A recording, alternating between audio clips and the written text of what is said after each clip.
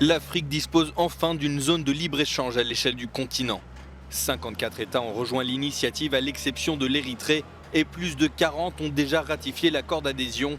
Parmi les pays lusophones, Sao Tomé et Principe a été le premier à ratifier le document.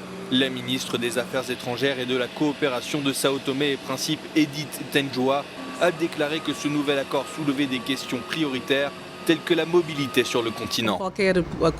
Il présente naturellement certains défis, comme tout nouvel accord, comme la liaison aérienne ou la circulation des personnes dans la région.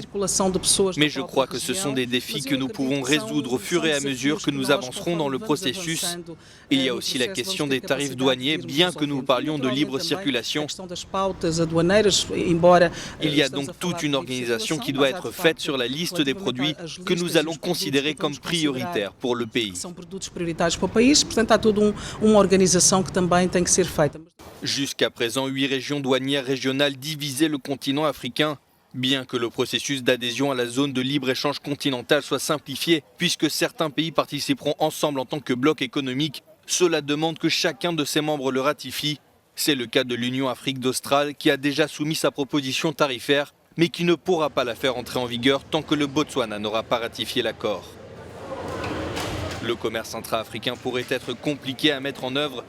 Pour le président de la communauté des entreprises exportatrices de l'Angola, Agostinho Capaya, le manque d'informations sur les produits fabriqués sur le continent et la quasi-inexistence de liaisons aériennes terrestres et maritimes entre les pays rend les exportations intercontinentales plus coûteuses.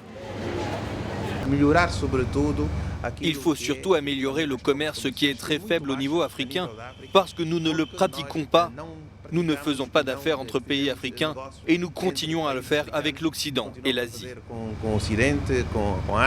Le début des négociations sera officialisé par la première transaction commerciale le 4 janvier au Ghana, où se trouve le siège du secrétariat de la zone de libre-échange continentale africaine.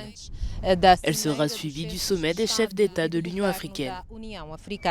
Neuzi Silva, em Angola, para Euronews.